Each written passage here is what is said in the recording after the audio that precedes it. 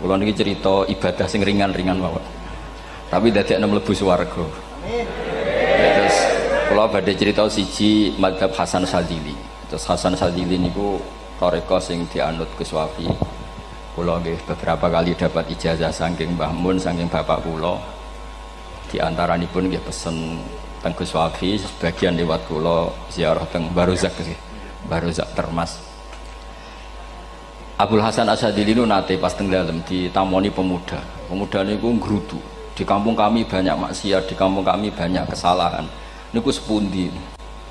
Jawab Abdul Hasan Asyadili niku ringan. Sing jelas mboten sragen. Contohnya mboten sragen. Sakjane nggih persis, tapi umum niku dereng ngeten sragen. Kok tenggen kula kathah maksiat ngeten-ngeten. Jawab Abdul Hasan Asyadili enteng ngoten. Man ahabba alla yu'sawaha fi ardi alla yu'sawahu fi ardi faqad ahabba alla tadhara maghfiratu wa alla tadhara syafaatuhu sallallahu alaihi wasallam. Dadi wong bayangno donya ora ana salah iku padha karo ora kepengin roh ghafure Allah Subhanahu wa taala. Mulane mazhab Sadzili paling bandel, ngurusi wong bandel paling bandel nggih mazhab Sadzili. Nang Kiai Sadzili iku ora umate macam-macam. Ngene teng Indonesia niku penak, sing ketunan putih seneng Nabi, sing ireng nggih seneng Nabi, sing ra ketunan nggih seneng Nabi. Mulane setan ku bingung. Nyongkone sing seneng Nabi keturunan putih tok, sing seneng keturunan ireng ya seneng Nabi, sing ra ketunan ya seneng Nabi, sing lakenan ya seneng Nabi. Jadi kelompok itu kathah sangat. Ini penting kula aturaken mergi mazhab Sadzili niku pancen dados pembanding mazhab Sayyid Abdul Al-Haddad. Mazhab Abdul Hasan Asyadili niku sing paling masyhur diriwayataken dening Shahibul Hikam. Mergi Ibnu Athaillah As-Sakandari muridé Abdul Abbas Al-Mursi, Abdul Abbas Al-Mursi muridé Abdul Hasan sinten Asyadili. Niku mazhab ingkang bener-bener jadi pembanding. Mergi teng bab husnudzon niku beliau itu pakar. Orang itu bisa yarjuwa hawal yaumil akhir. Orang itu bener-bener dibikin nyaman mbek Allah mbek Rasul. Misalnya ngeten, sampean sowan Allah iku kudu arep-arep disangoni. Kena arep disangoni berarti nganggep Allah iku medhit. Mulane tomak niku penting. Tapi mbek pangeran aja mbek wong, tapi mbek pangeran mbek. Dados limangka yarjuwa hawal yaumil akhir. Riyen niku zaman kula alit, niku anggere ana santri lunga iku sanggu sak umbalan. Mergo yakin kiai iku nyangoni. Lho diyakini nyangoni ku keren, berarti diyakini lomo. Lha kok yakin mlebu neraka, berarti nganggep Allah gak Rahman Rahim. Mulane yakin mlebu napa? Swarga. Mau modal urun maulid sak dina ora urun malah entuk. Terus niki rontok-rontok salah tapi muga-muga itu sepuro pangeran. Nggih wau. Nek sampean bener niku sifat ghafuri Allah nganggur, nggih. Kerhane efektif ana sing salah. Mulane wonten cerita wonten tiyang teng multazam donga ya Allah kula paringi mboten nate salah. Iku jawabe pangeran fa'ina adhu ghufra. Wong ora tau salah sifat ghafur iku nganggur. Niki cerita sing sampean aja niru kula. Niki cerita ilmu. Niku mazhab Abdul Hasan apa? Asyadili. Benten mazhab Said Abdul Al-Haddad itu jalure khauf. Jadi dosa gede apa cilik? Ora ana gede ora ana cilik. Aja delok sing mbok dosani, aja delok dosane tapi delok sing mbok dosani iku sapa. Misale Gus Wafi ngutus santri teng mriki, "Cung, tukokno rokok." Rokok itu barang makruh misal. Mestinya kan santri oleh bantah, niki kiai ku piye to barang makruh kok kon nuku. Tapi masalahnya kan arah dituruti ya gelo tenan. Jadi aja delok kongkonane iku penting ra penting, tapi mukhalafah iku sababul fir. Misale kados kula niki teng mriki kan wonten botol minuman. Cung pindah rene itu kan barang sepele. Terus sampean takok urgensinya apa ya harus dipindah. Iku santri mangkelno to. Ya wis dipindah wae pokoke penting nu. Menurut iku cara pandang Said Abdul Al-Haddad. Ki aja geman bantah pangeran senajan to perintahe sepele. Piye-piye mukhalafah ngono iku jenenge nentang. Nek cara Abdul Hasan Asyadili nggih boten barang gedhe mbek cilik kudu ono bedane. Wong ana kabair ana saghair. Masa WA janda beda mek goncekno ya kudu beda. Wong WA tok kok padha mek napa?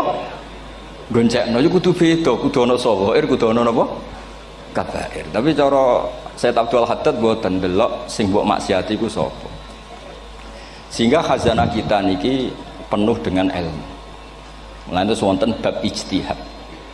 Ijtihad niku ruangannya luas sekali. Ya kula bolak-balik nyontokno. Kula sakniki kan jare wong akeh kiai gedhe. Jare wong akeh kula niku kiai gedhe. Nek diundang manakipan tangga yo bingung. Ora teko sawangane kiai gedhe sombong diundang wong cilik ora teko. Teko iku mahjubno kiai sing ora tau pahayu. Wih bingung. Nyatane kula ora teko nggih do matur nuwun Gus. Athok kula mboten lakon. Nah kula teko kan mesti ordere teng kula mboten. Cara sing entuk pitik gedhe nggih kula, salam templek gedhe nggih kula. Berhubung kula ora teko ngresgani tiyang kathah. Saiki misal wonten takok, kiai gedhe diundang musala cilik kesunatan teko apa makruh teko? Cara ijtihad, cara sampean makruh teko napa kesunat? Kula misale diundang ning Sragen ning musala Penceng. Kula niku sunat teko napa haram teko? Haram ya bener lagi haram ya. Setuju haram. Mergo mahjubno ya haram setuju. Itu ijtihad. Ijtihad itu ranahnya itu karena nggak bisa ditebak. Ijtihad itu nggak bisa ditebak. Kalau gak ada cerita kata tentang ijtihad, niki betapa umat Rasulullah umat sing bejo, pilihan-pilihan ijtihadnya dibenarkan. Masyhur tenggene cerita Bani Quraidah. Nabi ngendikan engkau kue jogeman sholat asar kecuali sampai neng kampung Bani Quraidah. Ternyata kurang 2 kilo atau 3 kilo matahari itu mau terbenam. Sebagian sahabat sholat sebelum sampai Bani Quraidah karena takut sampai Bani Quraidah sudah kodok nopo asar. Sebagian tetap sholat di Bani Quraidah meskipun sudah kodok asar. Ketika lapor Nabi semuanya dibenarkan. Semenjak itu ada pintu sing darani pintu nopo ijtihad. Mulane kula bolak-balik cerita. Wonten kiai nak tangkok, "Cung kowe ngaji mek sapa? Ngaji kalian tiang niki." Kiaimu tau nangis mboten? Lereni ngaji mek kiai ra iso nangis, berarti atine atos. Nak Abdul Hasan Azhari takok, "Cung kowe ngaji mek kiai sapa? Kiai fulan." Tau guyu mboten nate, lereni. Kiai ra iso syukur mbok jeni. Kiai ra iso syukur kok mbok jeni. Karena itu masalah ijtihad. Nggih masalah napa? Ijtihad.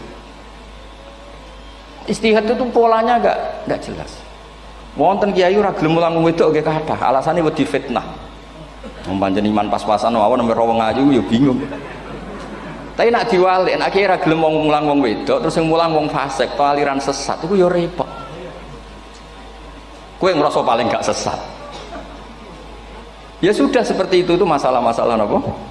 Ijtihad. Nah, kalau tak cerita saat ini balik cerita tentang Burda. Burda nu nak ngelem Kanjeng Nabi. Niku pancen dielmoni tenan.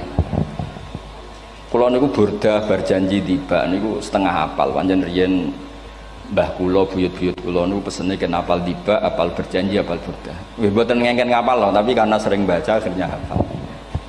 Kalau beri beberapa contoh, ngelem niku nak mboten dielmoni itu kualitasnya tidak bagus. Tapi kalau dielmoni itu kualitasnya bagus.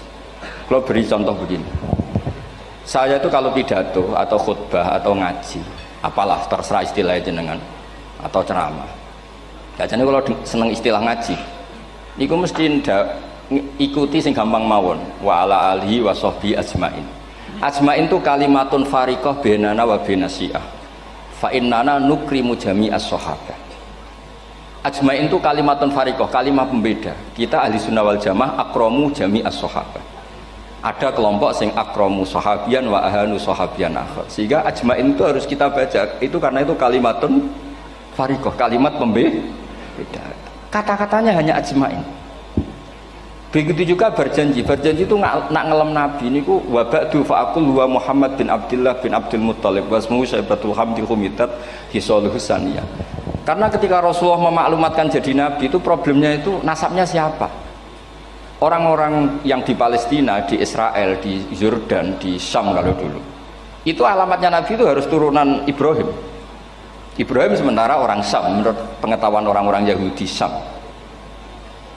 Maka saya berjanji menunjukkan dulu kalau nasabnya Muhammad itu ini terus sampai warafuhu ilal khalili Ibrahim, terus ila dzabih Ismail nisbatuhu wa muntama.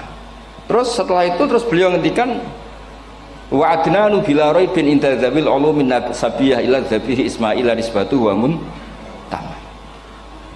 Terus ketika berjanji di karang itu sudah ada faham-faham yang seakan-akan babahnya Nabi itu ada masalah. Terus beliau ngendikan, ini Syaibatul Hamdi, Sayyid Abdul Muthalib itu orang yang ketika buka Ka'bah, buka Zam-Zam, saurip-uripnya muji pangeran. Terus banyak lagi wasumi'a fi sulbihin Nabi sallallahu alaihi wasallam dzakarallaha ta'ala walab. Mbah yang ini bahkan dengar ketika Nabi masih di punggungnya membaca tasbih. Terus sampai fa'azim bihi min ikdin ta'allaqat kawakibud durriyah wa kaifala wa sayyidul akramu sallallahu alaihi wasallam wasitatuhumun tak. Nabi itu orang suci, makanya harus lewat rahim yang suci, harus lewat bapak yang suci, mbah yang suci, sampai ila khalilir rahman Ibrahim alaihis salam. Makanya terus dinagumkan nasabun tahsibul ula bikhulau, terus tarokus sifaha falam yusibhum aruhu min adami wa ila abihi wa ummihi. Karena kabeh sonal ismihi, semuanya itu untuk menjaga asmane Nabi Muhammad sallallahu alaihi wasallam. Kemudian Burda membentuk itu dalam bentuk nazuman. Misalnya beliau ngendikan Rasulullah itu mutiara. Jadi ketika dakwah berpola ya baik, ketika tidak berpola juga baik. Beliau cara muji Nabi faddurru yazdadu husnan wa huwa muntazimun. Namanya mutiara ketika diuntai pasti sangat indah.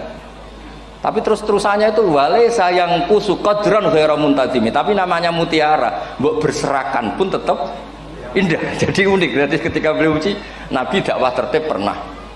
Sholat tuh harus begini, harus begini, harus begini. Beliau sholatnya tumakninah tertib. Tapi Nabi pernah sholat gak tertib. Duhur tuh 2 rakaat.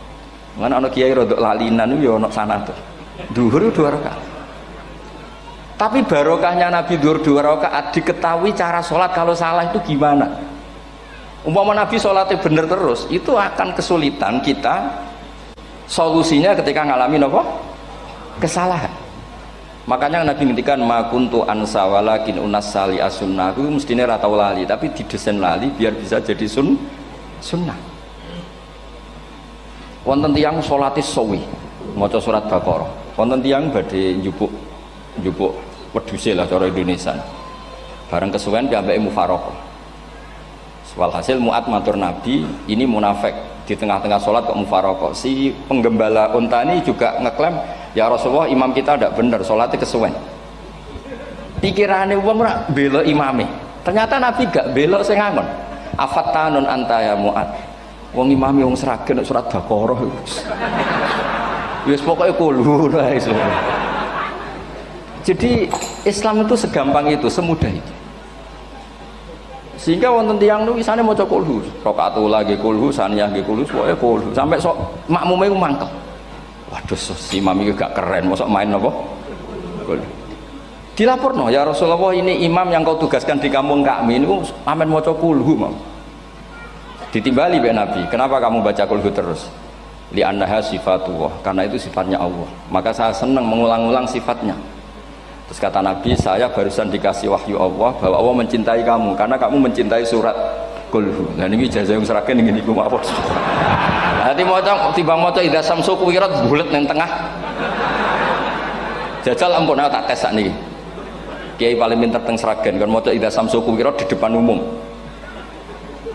Mungkin nak dhewean roh tapi nang ngarepe Habib doa ngarepe Gus Wafi meriang nak muntir. Wah, ngoten niku kula ndek kanca niku imame level desa, bareng imami teng kecamatan salat Id. Mersiapno surat Tabarakallazi biyadil mulk. Suwengi diapalo lanyah sampai ambeke hafid. Niku nyatane ya malah klirune fatal, malah lali ra maca Fatihah. Saking semangate ben ketok imam keren maca surat napa? Tabar. Dadi yo ribet. Terus kula suwun seneng Nabi niku kados senenge para ulama. Niku nak nyifati Nabi niku gampang. Kula niki beto kitab Saraipun Burdah kalian Saraipun Barjanji. Niku kalau ngelem Nabi niku sederhana sebenarnya. Tapi itu yang mengena. Bisa ulang lagi niku sing mengena. Misalnya dawe Imam sing aran Risalah Qusyariyah. Tegene Bukhari ini cerita Bukhari. Nanti semua nabi ketika di akhirat tuh nafsi. Jadi roh prahara kiamat itu gak dinyali mau muni nafsi. Nabi ini jak kabar ngendikan umat. Ketika semua nabi ku pelo wis ra iso muji pangeran. Nabi Muhammad di depan Allah tesih saged muji. Fa ahmaduhu bimahamida allamani ha rabbi. Ketika nabi lain sudah tidak punya nyali bilang alhamdulillah, Rasulullah masih punya nyali bilang alhamdulillah. Sehingga fa Muhammadun ahmadu min ghairi. Hampir semua ulama ngendikan ahmadu yang Muhammad itu afal tafdil. Fa Muhammadun ahmadu min ghairi. Ketika nabi lain sudah tidak bisa atau tidak punya nyali memuji Allah, Nabi Muhammad masih berani memuji Allah ketika mahsyar. Karena logikanya begini, kira-kira pikirannya nabi-nabi ini wis kiamat, berarti amal wis ditutup lah, buku wis tutup. Tapi tak pikirannya Nabi Muhammad boten ngoten. Allah itu tidak diganggu oleh apapun, tidak kena atau tunduk sama konstitusi apapun. Sampean ra iso ketemu Allah. Allah nih pun akhirat, jenengan pun boleh macam-macam nih, pun tutup buku boten saged. Rahmatnya Allah tidak bisa dibatasi oleh akhirat. Saya ulang lagi, rahmatnya Allah tidak bisa dibatasi oleh akhirat. Makanya Nabi tetap berani mengajukan syafaat meskipun sudah finish, sudah akhirat sudah finish. Sehingga Nabi muji-muji Allah, akhirnya Allah ngendikan ya Muhammad irfa' ra'sak wasal tu'tah wasfa'tu syafa'. Sudah Muhammad, kamu minta apa tak kasih.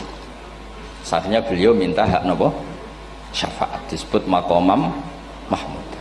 Lan ini kula waos kitab kersane orisinil niki betapa sayangi Rasulullah sallallahu alaihi wasallam teng kita. Ketika nabi lain tidak punya nyali kecuali mikir dirinya sendiri, jadi punya ngendikan nafsi-nafsi, Nabi Muhammad masih gak ada nyali ngendikan apa ummati. Itu bukti bahwa Nabi itu nggak pernah nggak mikir umatnya. Wala sawfa yu'tika rabbuka apa? Fatar. Ini Nabi cek jawab, fa la ardo wa wahidun ummati finnar. Kalau engkau memberi saya sampai saya puas, maka saya tidak puas dan satu dari umatku masih menjadi ahli napa? Neraka. Ini kalau waos nak sampean orang nangis kebablas. Niki cerita betapa Rasulullah Shallallahu Alaihi Wasallam niki jarang tiang maos niki kula waos kersane tambah mahabbat dengan Rasulullah Shallallahu Alaihi Wasallam. Dados niki kula cerita ketika Rasulullah ketemu pangeran teng Sidratil Muntaha niku diredaksekno burdah nggih diredaksekno burdah fakhusta kulla fakharin ghaira mustarakin. Engkau mendapat kehormatan yang tidak tersaingi. Fakhusta kulla fakharin ghaira mustarakin. Jadi engkau mendapat kehormatan yang tidak akan tersaingi. Wajusta kulla maqamin ghaira mustahami. Atau wakhusta kulla maqamin ghaira mustahami. Dan engkau mendapat satu derajat yang enggak mungkin tersaingi. Mustaham itu enggak tersaingi lah. Walhasil ternyata derajat itu apa?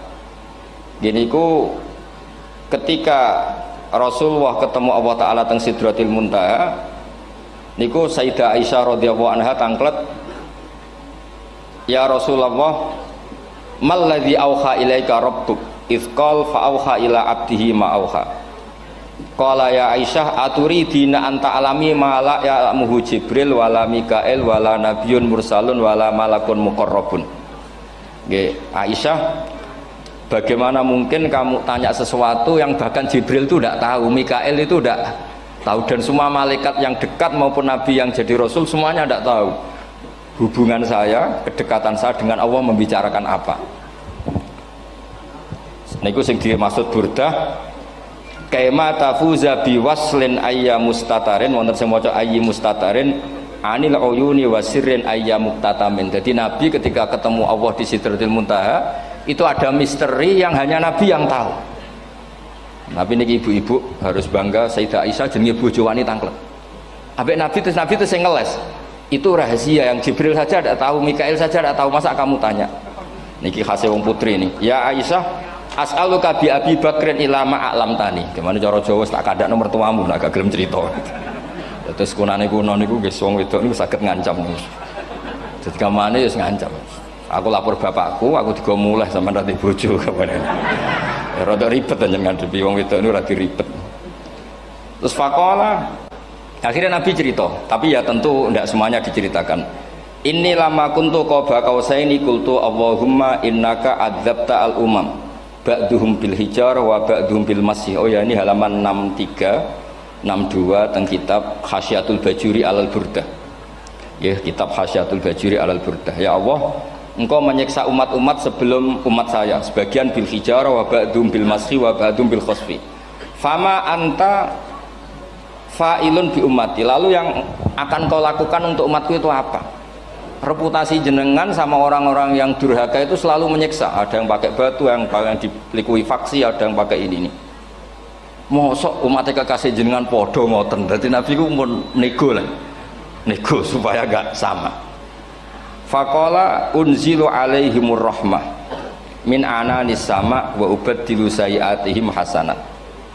Ndak, saya ndak seperti itu dengan umatmu. Waman sa'alani a'taituhu waman tawakkala saterusé. Terus wa fid dunya asturu alal usad wa fil akhirah usyaffi'u kafihim.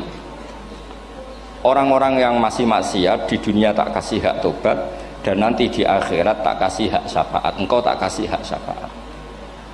Mulane ini penting dingertosi, bilih ukuran Nabi baik itu gampang nak sampean ngaji ngangge ilmu. Syafaati li ahlil kabair min ummati, sok syafaatku kanggo ngomong sing salah akeh. Wong Nabi ku ra melok dosa kok mikir nyafaati, nak rapi apike wong ra mungkin. Wong sing dosa aku sampean, sing salah sampean, sing mikir solusine Kanjeng Nabi. Lho wong kok apikane ngono iku gak mungkin ta wong piye. Wong sing salah aku sampean, sing diutang yang sampean, sing kasus sampean, sing mikir Kanjeng. Nah itu cara ulama ngelem Kanjeng Nabi. Mulane khodam tuhu bimadihin astaqilu bihi dzunuba umri madha fi syi'ri wal khodami. Dadi aku ngelem Nabi iku sebagai bentuk ngelem sing ndadekno dosaku ben disepuro pangeran. Misalnya kita suka Alphard, muji Alphard, suka Innova, muji Innova, suka kebun, muji kebun. Sing ribet ku nak suka hewan, seneng kucing nggak ngelem kucing. Lho bareng ngelem Kanjeng Nabi kok ora iso. Lane jare Burdah, aku iku ngelem apa tau iso, mosok aku ora tau ngelem Kanjeng Nabi. Makanya terus beliau hidupnya, kemampuan syairnya didedikasikan hanya nggo ngelem Kanjeng Nabi Muhammad sallallahu alaihi wasallam. Makanya terus ngendikan wa muli kholasi khaira multazim. Saya dedikasikan kecerdasan saya untuk ngelem Kanjeng dan Nabi, dan itu solusi terbaik. Lalu nak ngelem Kanjeng Nabi kadang kebablasan, sampai dikritik banyak ulama karena kebablasan. Gini masyhur beliau ngendikan wala yadi ka rasulullah jahu kabi idzal karimu tajalla bismi muntaqimi. Wonten naskah sing tahalla, duka wau teng mriki diwaos napa tahalla napa tajalla Gus Budi. Tahalla ya. Wonten naskah tahalla wonten tajalla. Artosipun ngeten. Ya Allah, nabimu ini engkau gelari nabi yang ar-raufur rahim, sebagaimana yang sering disebut Habib Ali Al-Habsyi. Jika nabimu itu ar-raufur rahim, maka ketika engkau mau menyiksa saya dengan atas nama engkau al-muntaqim, zat yang tukang nyiksa, yang menyiksa, maka gelar engkau kepada nabi yang ar-raufur rahim itu kamu kemanakan? Jenengan kudu konsisten, terus kadung ngarani nabi jenengan raufur rahim. Maka sifat jenengan yang muntaqim jangan pakai dulu, karena saya ini umatnya Nabi yang kamu beri gelar Raufur Rahim. Paham tak jenengan? Maksudnya ya aja sida nyiksa wong kadung mbok arani Raufur Rahim. Dadi wala yadi ka rasulullahi jahu kabi idzal karimu tajalla tatahalla bismimun takim. Terus sekarang Burda jenenge Muhammad. Allah kadung janji wong sing jenenge Muhammad ora bakal disiksa. Sebetulnya maknanya ya Muhammad Sayyidul Anbiya nih.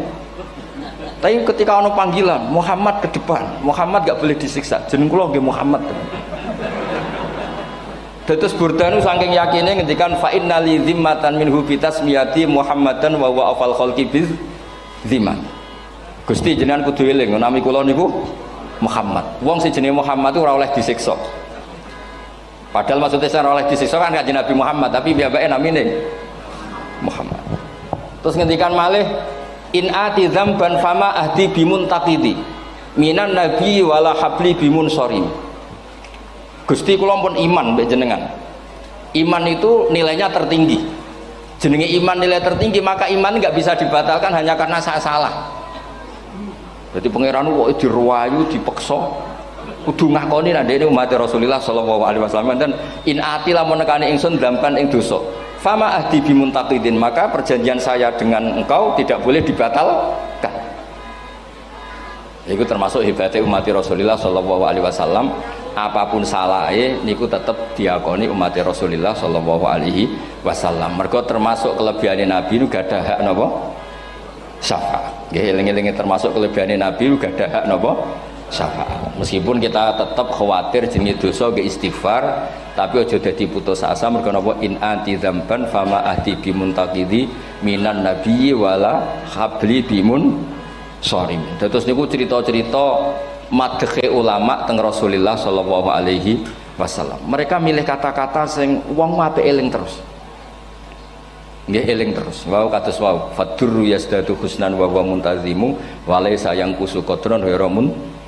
Jadi dulu tuh pernah ada faham-faham sing cara zahiri hadis iku abai nabi itu seperti ini cara zahiri hadis.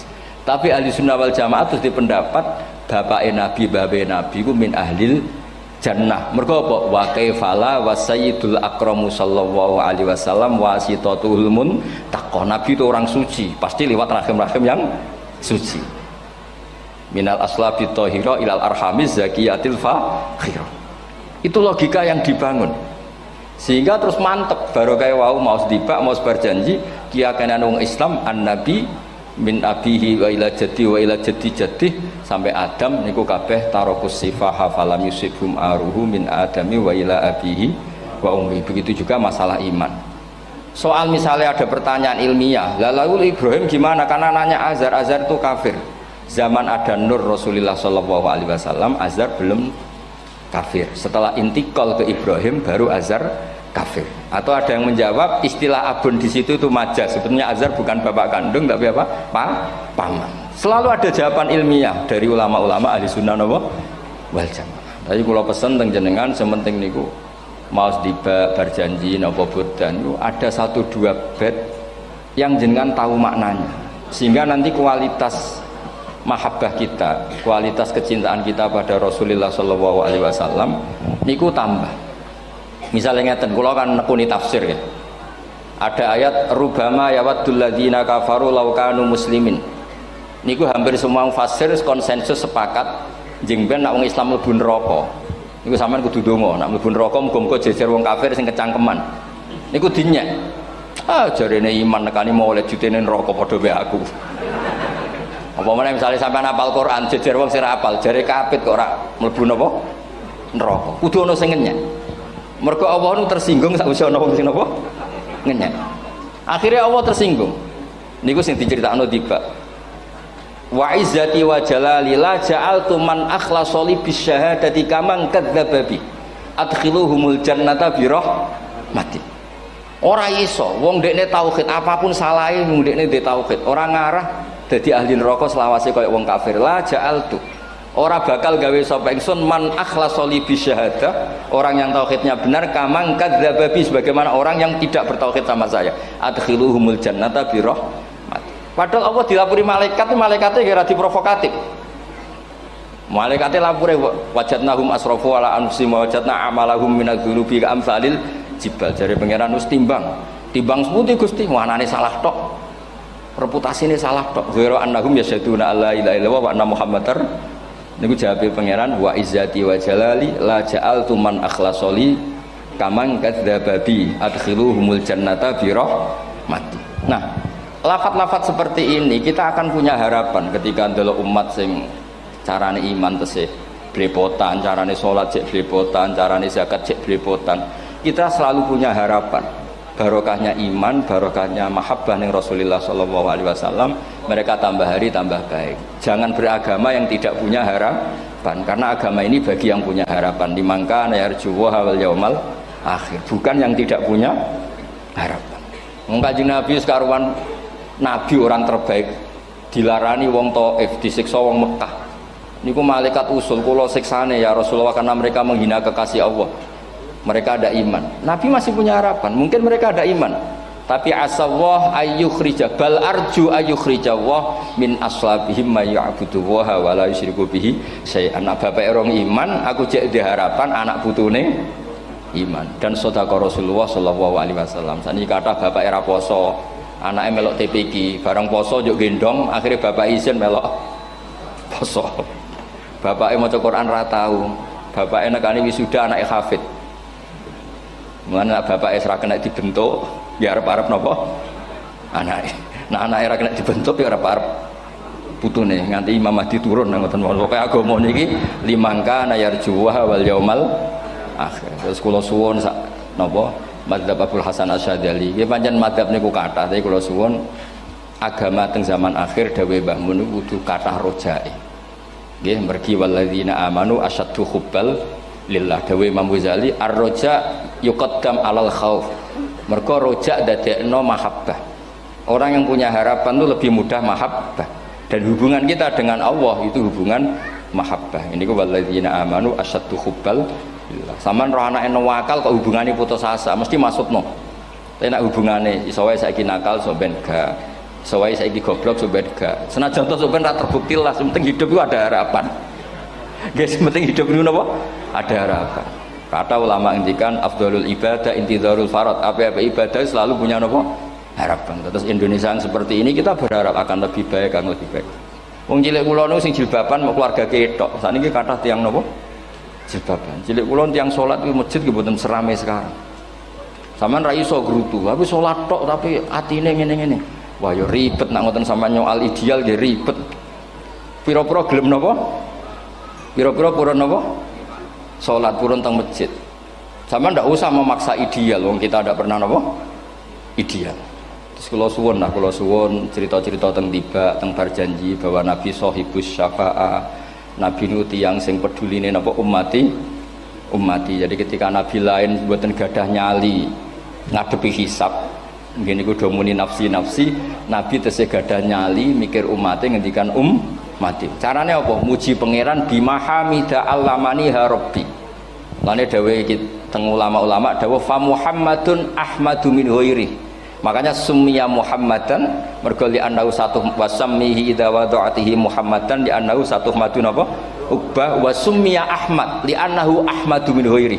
Ini hampir semua ulama ngendikan ketika teng mahsyar semuanya Nabi gak punya nyali untuk matur minta sama Allah mergo wis kiamat berarti wis finis. Nabi tesih gada pikiran Allah itu tidak terhalangi oleh kiamat, Allah tidak terhalangi oleh akhirat, Allah tidak bisa dihalangi apapun, sehingga Nabi tetap wani jaluk pangeran.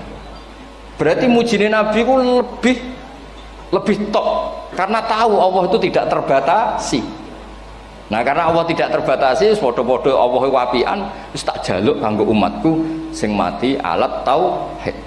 Berhubung Nabi ngoten terus Allah ngendikan ya Muhammad irfa ra'sak napa wasal tu'tah wasfa tusaffa. Muhammad kepala kamu angkat, kamu minta apa saya turutin.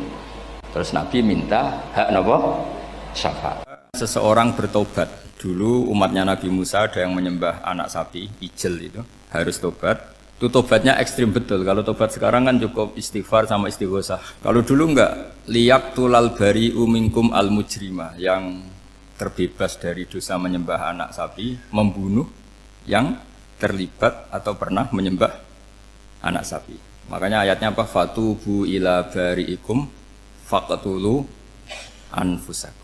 Ya, jadi orang-orang yang pernah menyembah anak sapi itu tobatnya apa? Faqtulu anfusakum. Sebab itu semua ulama berkewajiban menerangkan nasa mansuh. Sampai Sayyidina Ali suatu saat ada mubalek atau ustadz itu ngajar di masjid, ditanya, kamu tahu nasa mansuh enggak? Enggak tahu. Terus kata Sayyidina Ali, berhenti jadi mubalek, lisensinya dicopot. Dicopot, kemudian halakta wa ahlakta, kamu rusak juga merusak. Kenapa demikian? Logikanya begini, semua nabi itu kan panutan. Saya ulang lagi ya, semua nabi itu panutan. Tapi kalau kamu tidak tahu nasaman, so jangan-jangan kamu ikut nabi sebelum kamu, yang nasahnya itu syariatnya sudah apa? Mansukhoh, sudah di nasah. Itu kayak kasus Sunda Wiwitan itu. Itu gak mau punya Nabi Muhammad karena kurang keren, kurang sepuh. Nabinya langsung Nabi Adam. Resikonya adalah beberapa aliran sesat itu, aliran yang kurang benar itu, zaman Nabi Adam kawinan otomatis sama saudaranya. Lalu masa sekarang kita membolehkan kawin sama apa? Kalau sama Nabi Adam mau tidak mau. Karena yang cowoknya ya bin Adam, putrinya binti Adam. Lalu Allah bikin satu sunnah yang suami istri itu harus beda, yaitu satu kandungan itu melahirkan satu pasang. Dan mulai dulu memang pasangannya orang jelek itu orang cantik. Makanya agak sial itu yang perempuan-perempuan itu. Memang mulai dulu gitu. Kalau cantik itu kesunatannya dapat jelek. Nanti sama-sama masuk surga. Karena yang cowoknya ibadahnya syukur, yang ceweknya sabar. Itu nanti sama-sama. Nah kebetulan si Qabil itu ganteng sekali Qabil. Berpasangan dengan Labuda itu jelek gembrot, pokoknya tidak cantik. Enggak lah, kebalik. Qabil itu berpasangan sama Iklimah. Jadi Qabil ganteng, punya adik kandung namanya Iklimah itu cantik sekali. Yang Habil itu rapati apa? Berarti yang Habil apa? Ya dapati ganteng, berbarengan dengan Labuda juga dapati cantik. Nah karena tadi ya berarti Qabil bareng siapa? Iklimah, Habil, Labuda. Maka untuk kawin ini nggak boleh satu kandungan. Jadi dulu karena nggak ada perbedaan ibu bapak, mau tidak mau beda. Yang penting beda. Yaitu akhirnya apa? Qabil dapat Labuda, yang Habil dapat Iklimah karena beda kandungan. Itu sudah cukup. Nah, akhirnya kan nggak terima si Qabil. Masa orang ganteng dapat orang jelek. Jadi mulai dulu itu maunya orang ganteng ya dapat orang cantik, nggak terima. Tapi Allah ngatur seperti itu. Akhirnya terjadi percekcokan. Nah, dulu itu semuanya itu religius, sehingga ukuran percekcokannya masih religi, yaitu ya gini saja, kita ngadakan kurban, yang diterima itu ya menang. Ya ternyata dalam kompetisi itu yang menang siapa? Habil. Akhirnya Habil jadi menikahi siapa? Iklimah. Kalau sekarang kompetisinya kan siapa paling kaya ya menang, lebih gampang. Nah kemudian bayangkan misalnya, ya saya ini menerangkan asa mansuh. Kita semua sering ngomong, sering berkoar-koar, sering menyarankan atau mewajibkan para nabi itu panutan dalam semua perilakunya. Ternyata ada beberapa perilaku yang sudah dinasah atau dihapus ketentuannya oleh syariatnya Rasulullah Shallallahu Alaihi Wasallam. Maka mengenali nasah mansuh itu keharusan dalam ulumul Quran. Ya, makanya Allah mengatakan apa? Manansah min ayatin aw nunsiha pasti na'ti bi khairim minha aw misli. Jadi saya nerangkan nasah mansuh itu dua sesi. Satu sesi antar nabi, dua di internal syariatnya apa? Nabi. Sekali saja hari ini tok, sudah setelah itu anggap pinter sudah. Kalau sudah jangan tanya lagi. Nah, ada beberapa lagi syariat yang masalah metode. Dulu Nabi Nuh itu dibolehkan oleh Allah saking mangkelnya sama orang kafir. Saya ulang lagi, orang kafir itu kan biadab sekali, nempat buminya Allah, makan rezekinya Allah, kemudian mengkafirkan Allah. Pikirannya Nabi Nuh, orang biadab gini nggak layak hidup, itu pikirannya Nabi Nuh. Kalau dia pakai militer, tidak punya militer, ya pakai langit akhirnya.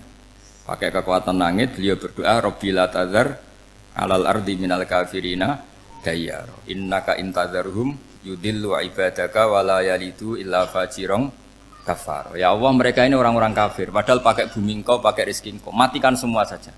Jangan sisakan satupun.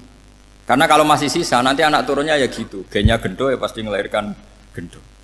Gen, wala yalidu illa fajirong kafar. Kalau kamu sisakan pasti melahirkan generasi gendo lagi, kafir lagi. Dituruti sama Allah. Kecuali orang 80 yang ikut Nabi Nuh. Nah orang 80 yang ikut Nabi Nuh ini selamat karena iman. Maka generasi yang sekarang ini termasuk saya semua ini, semuanya turunan orang iman. Maka kita ini punya dua status. Satu, Allah kadang manggil kita ya Bani Adam, karena faktanya kita turunan Nabi apa?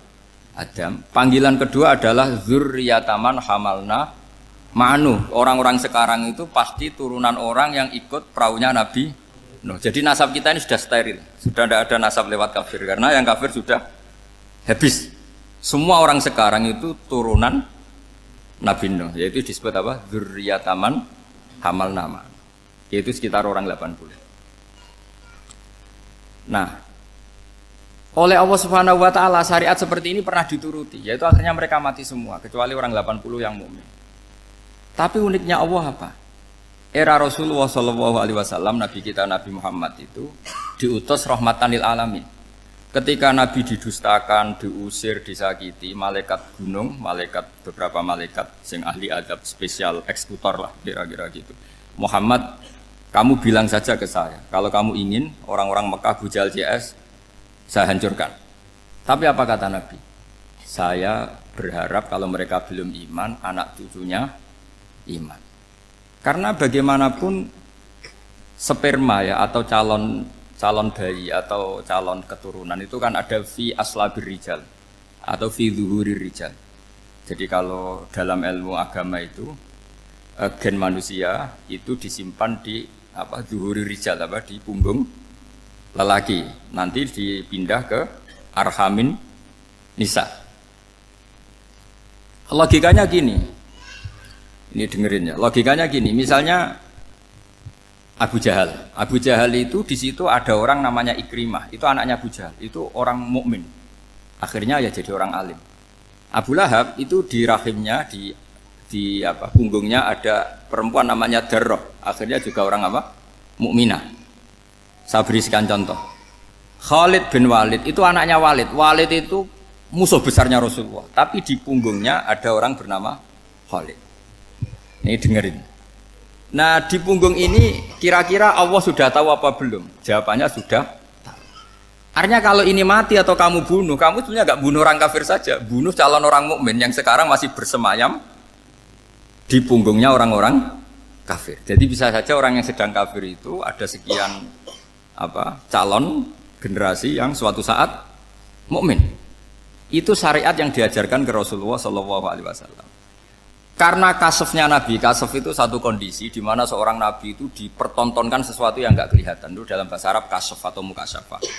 Nabi dipertontonkan ternyata banyak orang kafir yang di punggungnya itu ada calon generasi mukmin atau Muslim.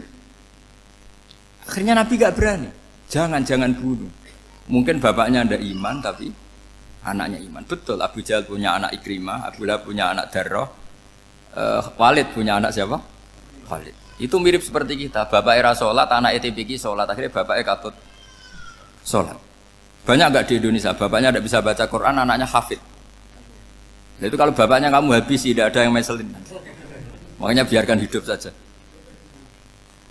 Nah, artinya gini. Andai kan tidak ada ulama yang menerangkan nasa mansuh, dikira syariat Nabi Nuh itu abadan mu'abbadat, selamanya lama. Sehingga main teror sama orang kafir sah berdasar Nabi Nuh. Padahal kita sudah ganti Nabi. Yaitu syariatnya Rasulullah SAW. Masyhur itu ketika Nabi ngendikan, saya tidak minta mereka dihukum, tapi ya Allah saya minta Allah mahdi qaumi fa innahum layak lamun. Mereka kafir itu karena tidak tahu. Sehingga ada periode. Loh kalau perang itu beda. Perang itu konteksnya duel. Itu tidak harus sama Abu Jahal, Abu Lahab. Ada penjahat mau bunuh kamu wajib perang enggak? Wajib. Penjahatnya meskipun muslim apa harus kafir? Meskipun muslim. Maka kata ulama fikih sebetulnya perang duel itu bukan syariat muslim sama kafir tok. Masih muslim sama muslim, misalnya ada orang mau merkosa istri kamu, terus dia pamit gini, saya muslim loh, beri hak loh. Nggak bisa. Saya penjahat loh, muslim, jadi kamu nggak boleh merangin saya, ngelawan saya kan muslim. Nggak bisa, tetap harus dilawan. Makanya kata ulama-ulama fikih, pertarungan sama musuh itu tidak harus sama orang kafir. Orang muslim pun yang mengganggu kehormatan kita, misalnya mau merkosa istri Anda, itu harus dilawan. Makanya Nabi ngendikan mangkutila duna mali fahuwa syahid, mangkutila duna harimi fahuwa syahid. Orang yang mati karena membela kehormatan keluarganya atau hartanya, maka dia mati syahid. Dan penjahat yang mati ini muhaddarun damu, diabaikan sehingga enggak kena kisos, membunuhnya enggak kena. Misalnya ada penjahat mau bunuh kamu duel menang. Kamu nggak kena kisos karena ini muhaddarun damu, diabaikan kehormatannya. Padahal dia muslim, apa? Muslim. Ini perlu. Jadi ini mengaji ini agak jelimet, tapi gampang. Kan kalau paham nggak paham selesai, jadi yang nggak baca selesai itu. Sehingga kalau nggak ada nasa mansuh, maka orang selalu berpikir, pokoknya yang penting ikut Nabi. Nah itu bahayanya kalau Anda tidak tahu detail, jangan-jangan syariat yang kamu ikuti itu syariat yang sudah berstatus mansukhoh, telah dicabut. Dan itu banyak. Makanya kata Sayyidina Ali ketika ada orang ngajar gak tahu nasa mansuh, halakta wa ahlakta, kamu rusak dan merusak orang lain. Seperti tadi pernah ada kawin itu satu turunan, yaitu era Nabi Adam. Masa kita sekarang kawin sama satu turunan, kan gak mungkin. Ya kan, pernah ada membumi hanguskan orang kafir, yaitu syariatnya Nabi Nuh, itu dihapus oleh syariatnya Nabi Ibrahim dulu. Yaitu Nabi Ibrahim menghentikan apa? Faman tabi'ani fa innahu minni wa man asani fa innaka ghafurur rahim. Ya, kalau orang ikut saya ya Allah ya pasti golongan saya. Kalau yang masih maksiat, masih balelo, saya berharap engkau ampuni. Akhirnya banyak orang kafir tobat. Coba era Rasulullah itu semua orang kafir Mekah itu kafir. Nabi belum wafat. Itu sudah ada 114.000 mukmin semua. Jadi Nabi menangi mayoritas orang menjadi mukmin dari mayoritas kafir. Yaitu disebut wara'aitan nasa yadkhuluna fi dinillahi afwaja. Andai kan Nabi Muhammad pakai syariatnya Nabi Nuh, bisa enggak mengislamkan orang sebanyak itu? Enggak bisa kan? Maka ini penting mengenali nasah mansur. Jadi periode cara wong Jawa maksud no tuntas. Robila tadar itu, pasot tuntas itu, menghabisi itu habis di periode Nabi siapa? Nuh. Syariat itu sudah enggak dipakai lagi. Yang dipakai apa? Faman tabi'ani fa innahu minni wa man asani fa innaka ghafurur rahim. Lah Nabi Muhammad ini nabi yang kena khitab anit tabi' millata Ibrahim hanifah. Jadi masternya Nabi Muhammad itu mentornya Nabi Ibrahim. Sehingga syariatnya ya faman tabi'ani fa innahu minni wa man asani fa innaka ghafurur rahim. Tidak syariat rabbila tadzar alal ardi minal kafirina daya. Jelas ya. Jadi mengenali nasa manso itu penting sekali karena kalau enggak Anda halakta wa ahlakta, kamu merusak diri kamu sendiri juga merusak orang lain karena menfatwakan hukum yang sebetulnya sudah berstatus mansukh. Hanya berdasar itu kan syariatnya nabi-nabi dulu. Syariat yang apa? Syariat yang enggak pernah terhapus hanya satu, usuluddin yaitu tauhid. Itu sama. Tapi kalau syariat itu beda-beda atau furu'iyah itu beda-beda. Itu tadi saya beri contoh era Nabi dulu kalau ada pakaian najis dipotong, dibuang. Era Nabi Muhammad dicuci. Orang kafir dihabisi oleh langit. Era Nabi Muhammad enggak boleh, bahkan didoakan Allahumma hdi qaumi fa innahum la ya'lamun. Di Qur'annya apa? Wa in ahadum minal musyrikin astajaraka fa'jirhu hatta yasma'a kalam Allah summa ablihu makmana. Jadi kalau ada orang kafir enggak boleh main dihabisin, mereka beri peluang untuk mengkaji kitab Allah. Hatta yasma'a kalam Allah. Kalau mereka sudah berpeluang ngaji, harus summa ablihu makmana, harus dijamin keamanan. Ya, karena apa? Dzalika bi annahum qaumul la ya'lamun. Bagaimanapun mereka memang karena tidak tahu. Nah, kenapa tidak tahu? Enggak. Karena tadi mereka tertutup oleh kultur yang beratus-ratus tahun. Mbah-mbahnya mereka menyembah batu, menyembah berhala. Ya taunya itu ya Tuhan. Bagaimana Anda bisa menjelaskan sesuatu yang sudah beratus-ratus tahun kan tidak gampang. Maka ada periode dimaklumi, apa? Kalau era sampean kan, mosok waktu disembah saking gobloknya orang, kamu lahir kan sudah nyembah Allah, tidak nyembah batu. Bayangkan kalau kamu jadi mereka. Wong perut kamu saja disuruh makan pizza sakit kok, karena saking lamanya makan sambal kan gitu. Kamu bilang perempuan Indonesia saja cantik kok, saking lamanya jadi orang Indonesia.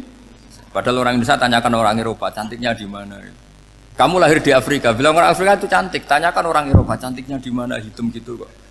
Jadi orang itu pasti terkooptasi oleh sekelilingnya. Orang Afrika akan bilang wanita Afrika itu cantik. Coba tanyakan orang Eropa, cantik apa enggak? Belas. Orang Eropa yang kulitnya gitu kata orang Eropa indah, kata sampean. Koyok anaknya kebo katanya kuda jadi. Jadi orang itu akan terkooptasi oleh sekelilingnya. Bayangkan kalau semua orang nyembah berhala terus kamu tidak, alasan kamu apa? Kan menentang mayoritas. Dan itu berat. Maka dimaklumi oleh Allah. Dzalika bi annahum qaumul la ya'lamun fi manah panyeruarah. Nah, pemakluman ini yang mulai sekarang terkikis. Orang main pukul saja enggak mau ngaji. Enggak mau ngaji Quran secara kafah. Jadi fatwanya Islam kafah tapi ngajinya Quran enggak kafah. Ngambil 1-2 potongan ayat dipakai dalil. Jadi Islamnya inginnya kafah tapi ngajinya Quran enggak. Kalau kafah ya hafal 30 juz itu. Kalau mau ya, kalau mau kafah ya hafal berapa? 30 juz. Makanya saya sering bilang, saya sering dinasihati orang karena belum tahu saya ini hafal Quran. Bapak harusnya Islam itu kafah. Kata saya ya dimulai dari konsep Islam itu kafah dulu, apa ya hafal Quran secara kafah. Jadi ini penting saya utarakan. Bahaya sekali orang mengenali Islam tanpa mengenali nasah mansukh. Karena beberapa syariat Nabi sebelum kita itu berstatus mansukh. Terus contoh berikutnya, ini nasah mansukh antar Nabi apa khusus internal Nabi? Antar Nabi aja nggak selesai nih sampai subuh aja nggak selesai. Contoh yang paling keren mungkin cowok semua senang. Nabi Dawud dulu istrinya berapa? 99. Nah itu kalau masih halal itu kan berarti jenengan tuh punya istri berapa? Wah itu kan ngeri betul. Punya satu aja repotnya gitu apalagi berapa? Punya 99. Terus kamu bilang gini, ini kan syariatnya Nabi Dawud, Nabi kan bisa diikuti. Pernah ada periode di mana seperti itu boleh. Jadi makanya mau tidak mau ngenali nasab mansuh itu harus. Kalau ndak ya kamu masih berkeyakinan boleh beristri berapa? Nah ini penting saya utarakan. Makanya Sayyidina Ali itu kalau ngetes calon mubalek, kira-kira kalau Kemenak dulu inginnya apa? Sertifikasi apa? Mubalek. Itu tanyanya gitu. Ta'rifun an-nassa wal mansuh, kamu apa tahu nasab mansuh? La. Jawabnya Sayyidina Ali, halak tahu ahlak tahu, kamu orang yang rusak. Karena tadi takutnya ada syariat yang sudah mansukhoh dipakai. Itu tadi misalnya kita ini tidak umatnya Nabi Nuh, tapi pakai syariat Robbila tadar alal ardi minal kafirina. Terus ketiga begini, misteri manusia itu. Dan ini kita tidak pernah tahu sampai kiamat, tapi ini ilmu harus kita diskusikan. Misalnya saya ini namanya Bahauddin. Saya sekarang hidup sampai 2019 sekarang. Kan hanya Allah yang tahu berapa turunan saya sampai kiamat dan statusnya kayak apa. Donald Trump juga gitu. Donald Trump itu sekarang kafir, tapi kita tidak pernah tahu nanti turunan keberapa ada yang Muslim. Lah turunan yang calon Muslim ini diletakkan di mana kita tidak tahu. Yang jelas kalau kamu bunuh itu katut itu.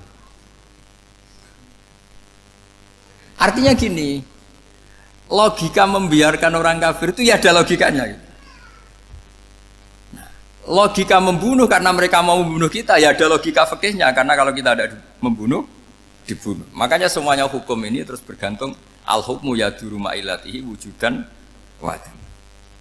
Di sini terus dipertemukan. Makanya semua nabi itu kalau yang namanya membunuh pasti pas perang saja, karena ini kondisi yang memang pilihannya hanya dua, kalau nggak dibunuh ya membunuh. Ada duel lah. Maka ini butuh kajian fikih dan orang nggak boleh subjektif dalam hal ini. Saya ulang lagi, tidak boleh subjektif. Karena tadi, orang yang kamu katakan sekarang misalnya Zaid, kamu itu bodoh sekali. Kenapa bodoh? Nggak hafal Quran, nggak pernah kuliah, nggak pernah ngaji. Ternyata Zaid ini bersemayam calon anak yang alim alama hafal Quran. Namanya Umar, tapi masih jadi sperma. Suatu saat Zaid itu punya anak alim alama. Kan banyak orang nggak bisa baca Quran, punya anak hafid. Banyak nggak di Indonesia? Banyak nggak petani yang punya anak dekan? Petani punya anak dekan. Yang dekan punya anak naik kelas saja susahnya bukan main. Banyak kan? Nah ketika dibalik nanti ada dekan punya anak goblok, yang petani punya anak dekan pinter mana? Kita tidak pernah tahu. Makanya ini kan ya sudah, kalau nggak pernah tahu ya bilang saja wallahu alam, kan selesai. Daripada keminter keliru kan ada wallahu alam.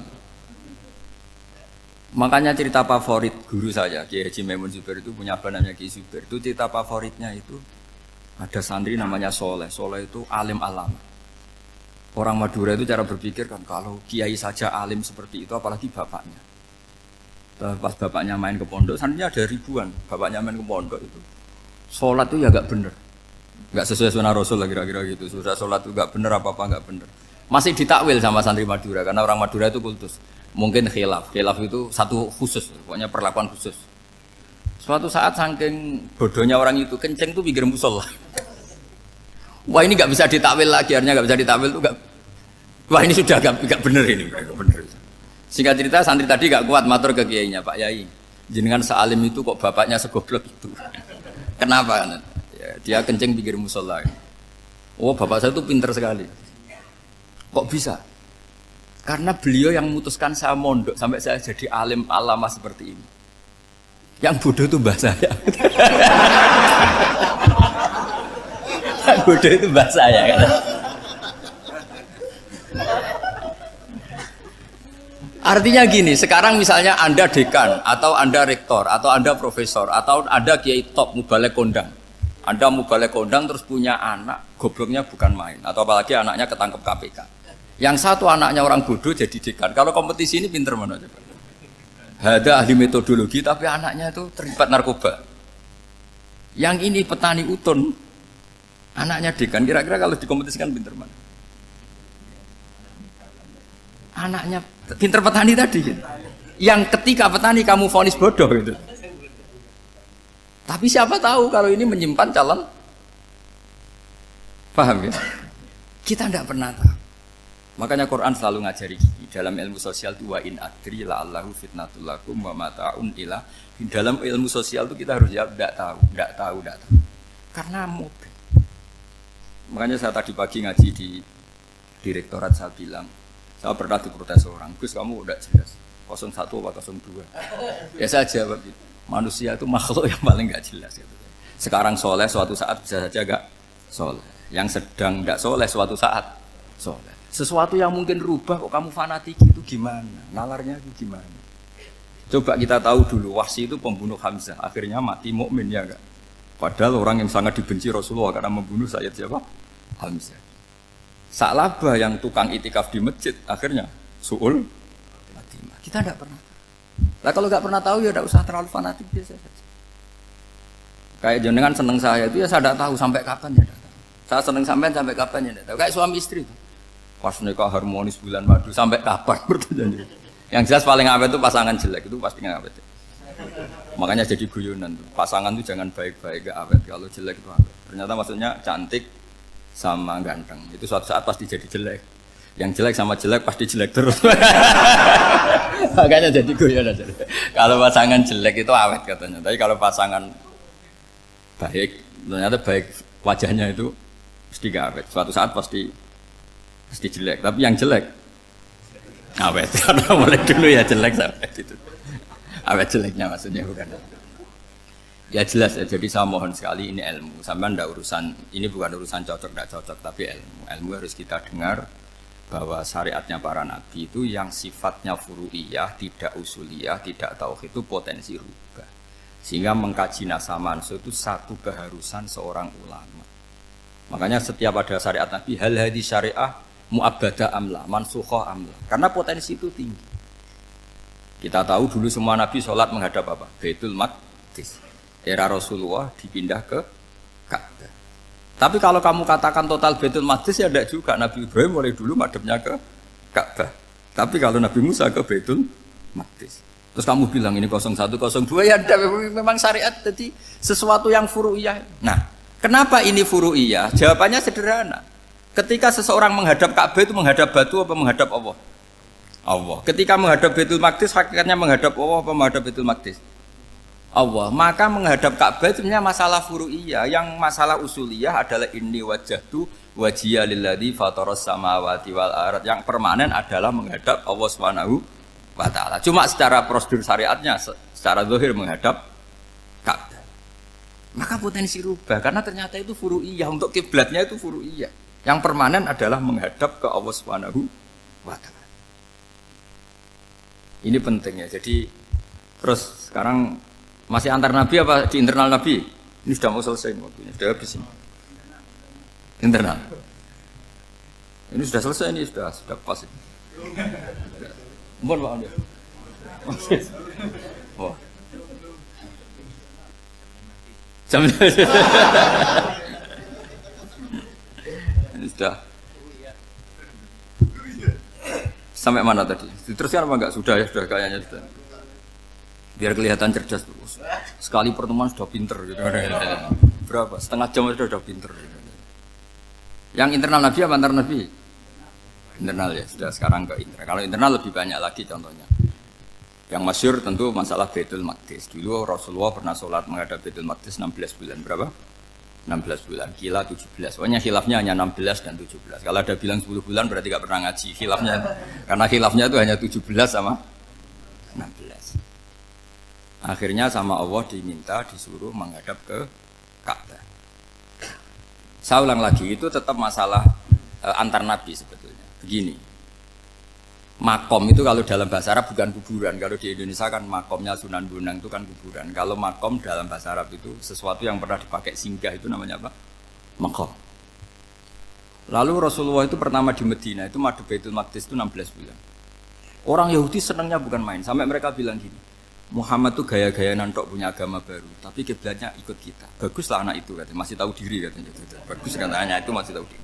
Jadi senangnya bukan main orang Yahudi, karena kiblatnya Muhammad sama dengan mereka. Ya tentu mereka jangkar Muhammad, bukan Sayyidina Muhammad atau Rasul Muhammad, karena mereka masih gak iman. Nabi itu ya agak tersiksa, karena beliau secara gen turunan Nabi Ibrahim dan kiblatnya Ibrahim itu Ka'bah. Agak tersiksa tapi sami'na wa ata'na tetap madhab ke Baitul Maqdis berapa? 16 bulan. Suatu saat Nabi Muhammad itu disuruh madhab Ka'bah. Ini dengerin. Akhirnya madhab ke Ka'bah. Apa yang terjadi? Orang Yahudi komentar gini, Muhammad itu gimana? Dia di perantauan rindu sama keluarganya, terus rindunya itu diaplikasikan jadi perilaku agama. Jadi dia madhab Ka'bah dianggap kangen. Kayak saya kan orang Rembang. Rembang itu apanya Jogja? Timurnya apa? Nggak, Jakarta itu mana Jakarta itu? Barat sana ya. Ibaratnya saya orang Jakarta, terus merantau di Jogja. Dulu kiblatnya itu menghadap ke timur, terus ketika madhab ke barat kata sampean, wah itu padunya kangen apa? Keluarga. Itu kurang ajar orang Yahudi. Jadi orang Yahudi itu memang paling pinter bully. Makanya kalau sampean tukang bully itu ya agak-agak, ya enggak. Saya tidak ngomong agak ya pokoknya agak-agak. Ya. Pinter bully orang Yahudi. Makanya nggak ada orang debat sepinter orang Yahudi. Yang bisa ngalahkan hanya Tuhan itu. Orang Yahudi yang bisa ngalahkan hanya Tuhan. Lalu Sayyidina Ali orang paling terkenal cerdas. Itu kalau sama orang Yahudi itu pusing. Karena ya apa logikanya itu? Saya beri sekian contoh. Ada orang Yahudi tanya gini, Muhammad, kalau kambing mati itu yang bunuh siapa? Ya Allah, mati langsung itu. Agama kamu itu aneh, Mak. Yang langsung sentuhan Allah haram, tapi yang lewat tangan-tangan jahil manusia malah halal. Harusnya itu yang halal kan orisinil langsung Allah yang bunuh. Jadi uteknya itu aneh, dari cara berpikir itu aneh. Nah cara sampean ini kan, nak halal pangan kue. Tapi Nabi kan nggak boleh bertutur kata kasar gitu. Kalau yang jadi Nabi saya untalan ngono kan gitu. Tapi Nabi kan nggak boleh kasar. Jadi Nabi itu problem karena nggak boleh apa? Kasar. Kalau kita kan gampang, wis nak halal untalan kan selesai apa? Tapi Nabi nggak boleh kasar gitu. Jadi enak jadi nggak Nabi, ya sampean itu kan enak.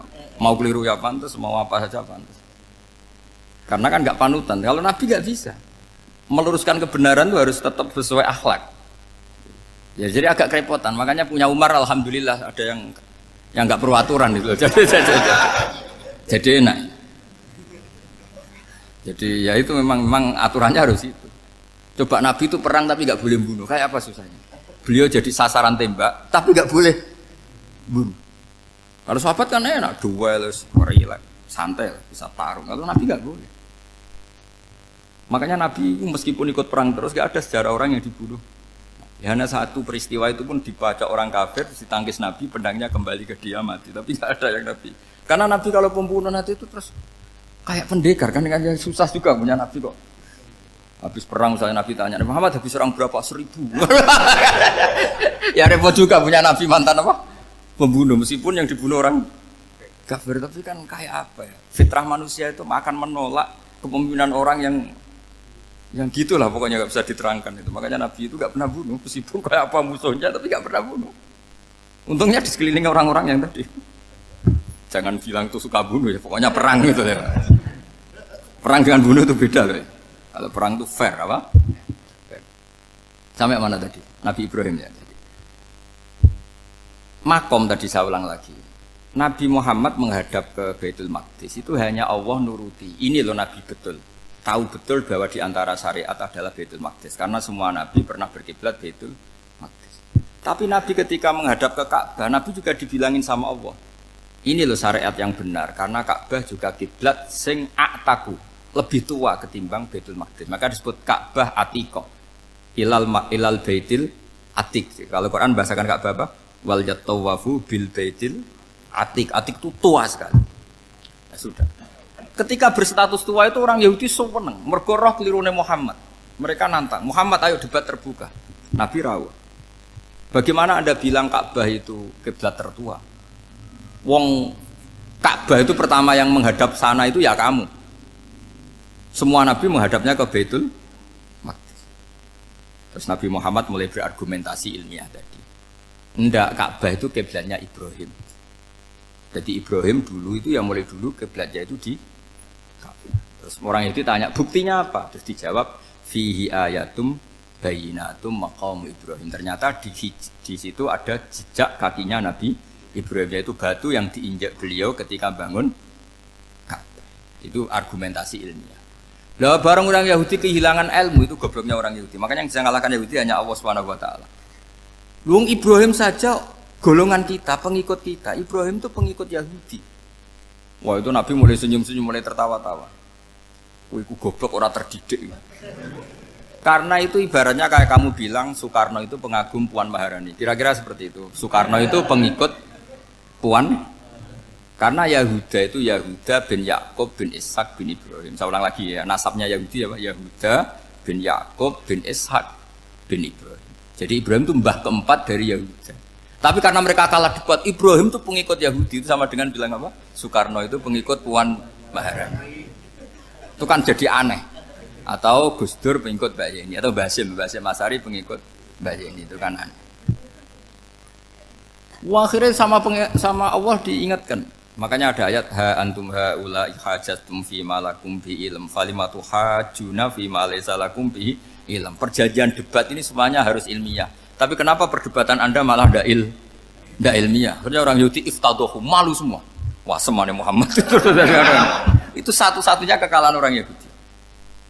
Tapi ayat-ayat seperti ini itu enggak populer. Ayat ha antum haula'i hajastum fi malakum bi ilm falimatu hajuna fi ma laysa lakum bi.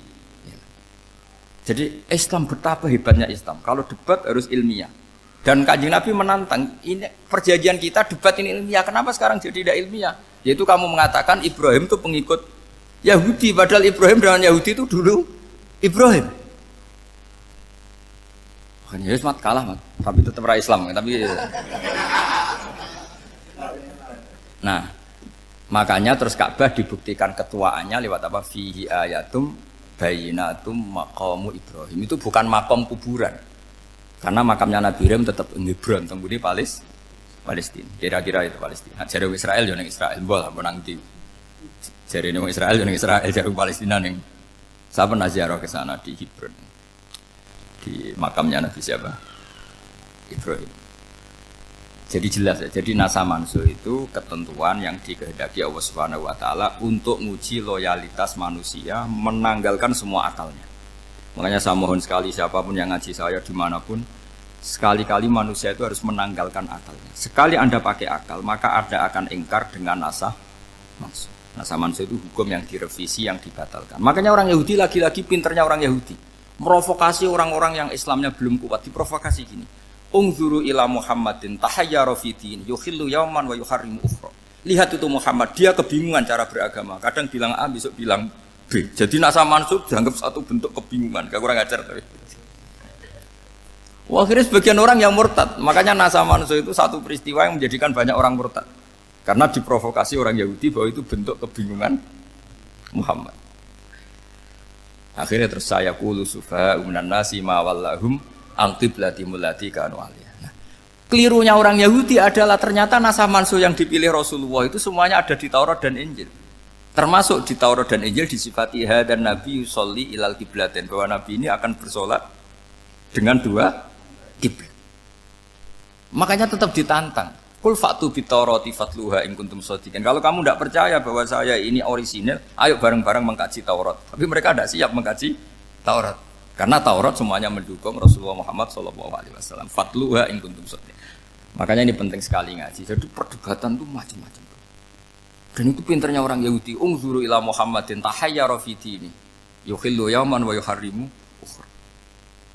Ini penting sekali. Makanya nasa mansuh itu uji loyalitas. Itu Imam Malik kalau mencontohkan ke Imam Syafi'i. Saya berisikan contoh fikih. Ini saya melanggar waktu ini. Ini sudah berapa? Saya yang tidak mengesahkan diri saya. Ya misalnya ini ya, ini kertas saya bawa ya, ini kertas saya bawa. Terus ini tak kasih uang misalnya, uang 100.000. Atau kalau contoh Imam Syafi'i dulu dididik Imam Malik begini. Ya Syafi'i, kalau kamu punya dua budak, dua pembantu, kalau dulu kan masih ada budak, dua pembantu lah kira-kira.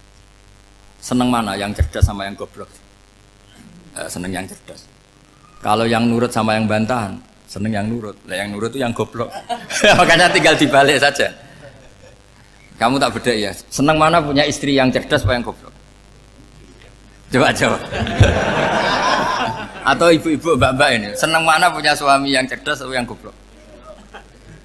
Kalau cerdas gak bisa diakali. Tapi goblok nurut tapi ya kadang di sini kan di sini. Nah, itu kan antar manusia. Masalahnya kita menghadapi Allah Subhanahu wa taala yang semua kita pasti bodoh. Kita menghadapi Allah Subhanahu wa taala yang semuanya kita pasti bodoh. Allah jelas ngendikan wa kanal insanu dzaluman jahula. Manusia itu banyak dolimnya. Dolim itu sifat mubalaghah. Kalau orang dolim sekali dolim, kalau sering zalum, kalau jahil biasa jahil, kalau banget jahili jahul. Bahasa Arab kan gitu memang. Ghafir, pengampun biasa. Kalau ghafur selalu mengampuni. Syakir, makanya sifatnya Allah Ta'ala ikut wazan fa'ul semua. Ghafur, syakur. Atau diikutkan wazan fa'al. Kalau goblok biasa jahil, goblok banget jahal kan itu. Kafir biasa kafir, kalau kafir banget kafar. Ya, jadi wazan balaghah itu bisa fa'al, bisa fa'ul ya. Kafirin, kafar atau kafur. Paham ya? Malah kok malah ngaji nahwu. Ya tapi ini memang perangkatnya ya. Ini kan perang mau tidak mau. Makanya misalnya Allah tidak suka kulla kafarin banget kafir ya, Pak. Paham ya? Kulla khawanin banget khianate. Kalau khain khianat biasa, kalau khawan sering khianat. Nah manusia itu kata Allah apa? Zaluman wis banget dolime banget bodoh.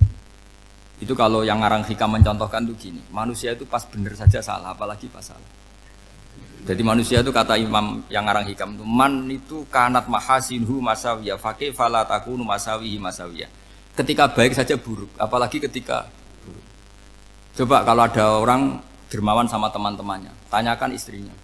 Duit dihambur-hambur, disekno kanca ngalono bojo. Mesti gitu. Teman yang sering silaturahim ke teman-temannya, kata temannya baik, senang silaturahim, tanyakan istrinya. Oh, meninggali wong. Jadi manusia pas baik saja ada buruknya. Apalagi pas buruk. Makanya dulu bapak saya ngajarin saya istiqomah ya apik ya. Tapi kadang-kadang nak keterusan itu ora istiqomah ngangkangi orang dia tidak punya kesempatan. Misalnya ada imam masjid ngimami terus sampai tua sampai mau mati. Itu istiqomah apa tidak memberi peluang yang lain? Tidak jawab aja. Jadi itu manusia. Jadi pas baik saja buruk. Apalagi pas buruk. Kayak saya gini di sini ngajar baik, tapi saya ada tidak sopannya harus di atas. Padahal banyak orang sepuh, ada Pak On, ada beberapa yang kan terpaksa nggak sopan. Tapi sama yang nyuruh, berarti sama yang dosa. Kemarin saya minta di bawah supaya ganjaran saya utuh ini gara-gara begini ganjaran saya ini agak terkredit apa terdebat itu karena itu.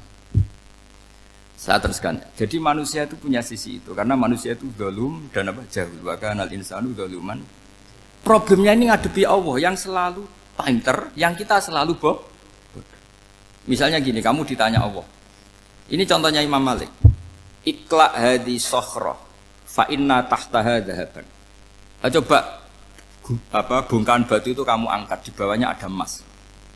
Lalu budak yang pinter berlogika. Oh disuruh buka itu karena ada emas toh. Berlogika. Kalau budak yang goblok enggak, ya disuruh ya diangkat saja. Ada emas apa enggak karena perintah ya diangkat. Yang satu nurut karena perintah, yang satu nurut karena ada emas, ada sesuatu. Logikanya suatu saat Tuhan tuh hanya bilang gini dok, ikla hadis sokhroh, batu itu angkat. Yang nurut yang goblok permanen tadi, kan langsung ngangkat. Yang pinter, ini ada apa lagi Gusti kok harus diangkat? Ya gak ada apa-apa, nyuruh saja kata Allah gitu. Wah tidak bisa, sesuatu harus ada alasannya. Itu kira-kira mangkel loh Pak gak? Oh mangkel. Nah, logikanya manusia seperti itu. Makanya dua murid pinter, di rakyat pinter, presiden ya susah mesti demo. Goblok ya susah sini-sini uang. Ini kan nggak ada pilihan. Memang manusia itu nggak ada pilihan. Nah sekarang masalahnya gini di fikih ini saya kembali lagi ke fikih. Pertanyaannya secara fikih begini. Misalnya iddah. Iddah itu seorang perempuan ditinggal mati suaminya atau ditinggal atau cerai. Itu kan ada namanya apa? Iddah. Iddah itu memastikan apa tujuannya? Memastikan rahim itu steril dari mani atau sperma zaut awal. supaya nanti kalau dinikah orang lain tidak terjadi ikhtilatul nasab. Oke, berarti iddah kita beri argumentasi secara ilmiah li baro'ati rohmi. Jadi misalnya Zaid menceraikan istrinya Sri dalam keadaan masih bisa haid, iddahnya 3 kali masa suci. Wal mutallaqatu yatarabbasna bi anfusina salah satu guru. Lalu karena secara teori medis kalau haid berarti bukti tidak hamil. Apalagi kalau haidnya terulang-ulang sampai 3 kali pasti tidak hamil. Sehingga kalau nanti dinikahi orang lain pasti kalau ada anak ya anaknya zaud sani atau zaud kedua. Berarti alasan iddah li baro'atir rohmi. Oke, kita sok pinter, sok bijak. Pertanyaannya adalah sekarang sudah baru 1 bulan suaminya di Malaysia nggak pernah ngumpuli, dicek di medis juga berbukti tidak hamil. Apakah boleh tanpa iddah? Semua ulama mengatakan tidak boleh. Tapi ini kan rahimnya jelas bersih. Ya karena iddah itu nuruti perintah pangeran, pokoknya tetap iddah. 3 kali masa suci, 3 kali masa suci atau masa haid, itu ada perdebatan ulama. Tapi kan ini terbukti bersih, Gus. Meskipun terbukti bersih, kata Allah harus iddah 3 bulan atau berapa? Kira-kira 3 bulan, 4 bulan ya tetap harus iddah. Kowe milih mana? Sok pinter, Gusti. Berhubung ini, pangeran mbok terangno gitu. Berhubung. Jadi Tuhan apa mbok wari? Berhubung Gusti. Ini jelas steril dari sperma zaud awal. Enggak usah iddah Gusti. Sama aja kamu disuruh majikan kamu ikhla hadis safra. Berhubung enggak ada apa-apa, enggak usah ya. Kira-kira mangkel nonda budak yang seperti itu. Mangkel. Maka dibutuhkan kebodohan dalam beragama. Betul itu memang. Makanya Nabi itu unik. Pernah bilang itu gini. Aksaru ahlil jannah al-bulu. Aki-aki penduduk swarga itu al-bulu. Wong goblok-goblok. Maksudnya goblok yang jenis ini. Bukan goblok betulan maksudnya. Maksudnya goblok jenis ini itu ya tetap pinter. Tapi pinternya dibuang. Pura-pura goblok demi samina. Jadi saya misalnya kok pinter. Pinter dan goblok tadi. Sekaligus. Pinter dan goblok. Ya bah ikhla hadis sokhra fa inna tahta hadaban. Tak angkat karena saya tahu di bawah ada emas. Tapi di hati saya sajane ya mergo perintah. Suatu saat kok disuruh Allah ikhla hadis sokhra, perintah ya tak angkat. Ya sudah. Jadi ya pinter ya goblok. Saya tahu namanya perintahnya Allah pasti ada hikmahnya. Hikmahnya iddah adalah li baro'atir rohmi. Tapi hikmahnya jadi kawula adalah nurut perintah Allah, cek tahu alasannya maupun tidak. Lah di sini ada illatul hukmi untuk membangun kecerdasan, tapi ada loyalitas untuk membangun ubudi. Ya, bahwa kita ini kawula roh tetap loyal. Makanya tadi pagi saya cerita Sayyidina Umar kayak apa cerdasnya. Tapi tetap ubudi ya. Yaitu Rasulullah SAW sering dibully orang kafir. Muhammad tuh gaya-gaya nantok. Wong ra oleh nyembah berhala, ra oleh nyembah watu, jebule dekne nyembah Hajar Aswad. Karena dilihat dari jauh kan tetap nyium Hajar Aswad. Coba kalau kamu lihat dari jauh, kamu sujud dari jauh kan kayak sujud sama batu. Makanya Sayyidina Umar karena orang kafir masih cara berpikir gitu, tiap nyium Hajar Aswad itu komentar gedumel. Alim tu annaka hajarun la tadurru wa la tanfa. Walau la anni ra'aitu Rasulullah qabbalaka ma qabbal. Aku roh nak ke watu, ya ramandoroti ramanfaati. Kalau saja saya tidak melihat Nabi nyium kamu, saya tidak sudi nyium kamu.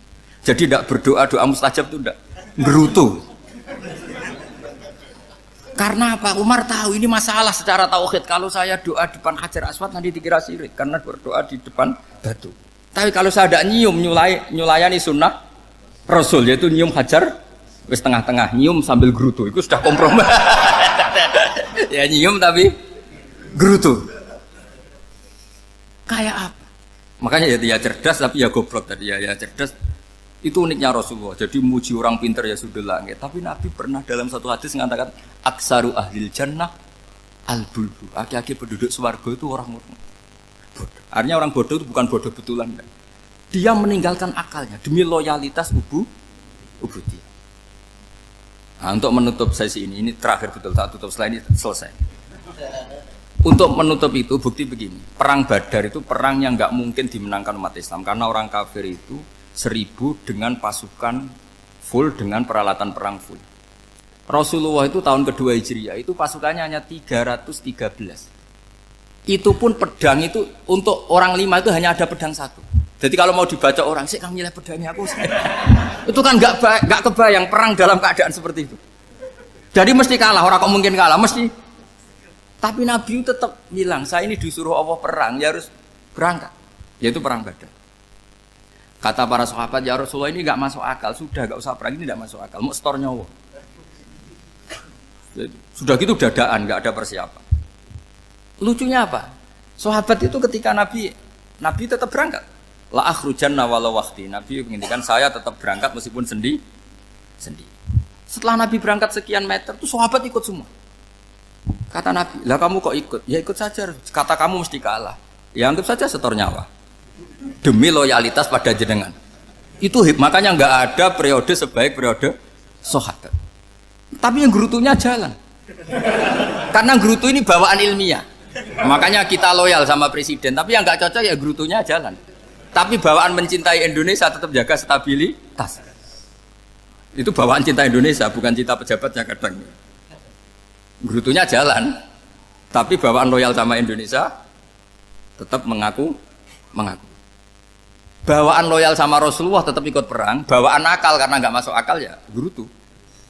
Dan itu uniknya Quran itu mengapresiasi itu dan dianggap nggak masalah. Saya bacakan ayatnya.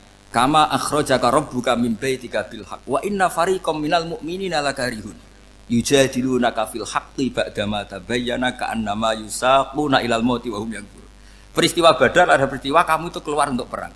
Sahabat kamu ngikuti, tapi mereka lakarihun, enggak senang sebetulnya. Karena enggak masuk akal. Ya gremeng tapi ya derek. Yujadilunaka fil haqq, mereka mendebat kamu dalam kebenaran. Jadi ya Rasulullah wong perang karuan kalah jenengan lakoni alasane nopo? Lah kok melok? Ya saya harus ikut jenengan Nabi. Itu unik. Kalau orang sekarang mana mau, kalau nggak masuk akal nggak mau melakukan. Coba misalnya istri kamu belajarnya dikurangi, anggap saja petualangan latihan hidup di masa lalu, nggak mau. Padahal petualangan itu hal yang indah. Petualangan itu kan hal yang indah, kan nggak mau? Oh ngirit aja alasan. Tapi lucunya kalau dijak camping bermiskin-miskin di hutan mau. Karena karpe dhewe, tapi nak suami yang ngongkon. Ayolah seminggu ini kita model miskin, anggap saja petualangan masa lalu. Enggak mau.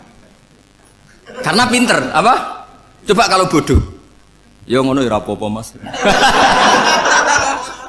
Tapi resikonya nak bodoh, pas kamu sakit ya dibiarin.